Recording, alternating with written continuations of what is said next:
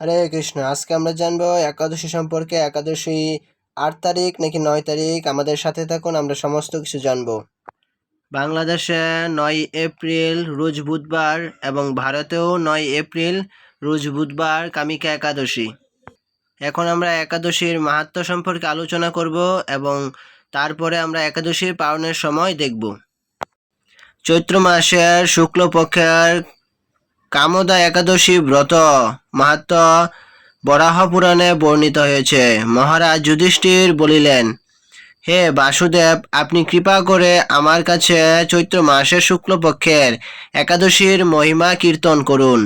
শ্রীকৃষ্ণ বললেন, হে মহারাজ, এই একাদশী ব্রত সম্পর্কে এক বিচিত্র কাহিনী বর্ণনা করছি, আপনি এক মনে তা শ্রবণ করুন। পূর্বে মহর্ষি বশিষ্ঠ মহারাজ দিলীপের কৌতূহল নিবারণের জন্য এই ব্রত কথা কীর্তন করেছিলেন। ঋষি বশিষ্ঠ বলিলেন, হে মহারাজ, চৈত্র মাসের শুক্লপক্ষের একাদশীর নাম কামদা। এই তিথি পাপ নাশক ও পুণ্যদায়িনী। পূর্বকালে মনোরম নাগপুর স্বর্ণনির্মিত গৃহে বিষধর নাগেরা বাস করত। তাদের রাজা ছিলেন পনরিকা। গন্ধর্ব, কিন্নার ও অপ্সরাদের দ্বারা তিনি সেবিত হতেন। সেই পুরী মধ্যে অপ্সরা শ্রেষ্ঠা ললিতা ও ললিত নামে গন্ধর্ব স্বামী স্ত্রী রূপে ঐশ্বর্যপূর্ণ এক গৃহে পরম সুখে দিন যাপন করত। একদিন পনরিকের রাজসভায় ললিত একা গান করছিল। এমন সময় ললিতার কথা তার মনে পড়ল। ফলে সঙ্গীতের সার, লয়, তাল, মানের বিপর্যন ঘটল। কর্কটক নামে এক নাগ ললিতের মনোভাব বুঝতে পারল। গানের ছন্দভঙ্গের ব্যাপারটি সে পুনরিক রাজার কাছে জানালো। তা শুনে সর্পরাজ ক্রোধবশে কামাতুর ললিতকে, রে দুর্মতি, তুই রাক্ষস হ বলে অভিশাপ দান করল।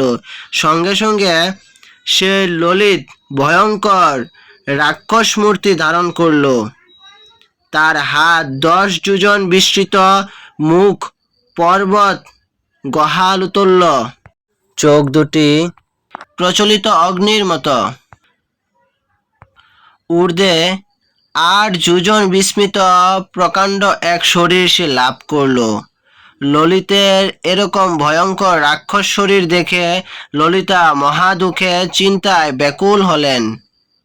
স্বেচ্ছাচারী রাক্ষস ললিত দুর্গম বনে ভ্রমণ করতে লাগল। ললিতা কিন্তু তার সঙ্গ ত্যাগ করল না। ললিত নির্দয়ভাবে মানুষ ভক্ষণ করত। এই পাপের ফলে তার মনে বিন্দুমাত্র শান্তি ছিল না। পতির সেই দুর্বাবস্থা দেখে ব্যথিত চিত্তে রুদন করতে করতে ললিতা গভীর বনে প্রবেশ করল। একদিন ললিতা বিন্দু পর্বতে উপস্থিত হলো। সেখানে ঋষিশৃঙ্গ মনির আশ্রমে দর্শন করে মনির কাছে হাজির হলো। তার চরণে প্রণাম করে সেখানে দাঁড়িয়ে রইল। মণিবর জিজ্ঞাসা করলেন, হে সুন্দরী, তুমি কে, কার কন্যা, কি কারণেই বা এই গভীর বনে এসেছ, তা সত্য করে বলো। তদুত্তরে ললিতা বলল, হে প্রভু, আমি বীরধন্য গন্ধর্বের কন্যা। আমার নাম ললিতা।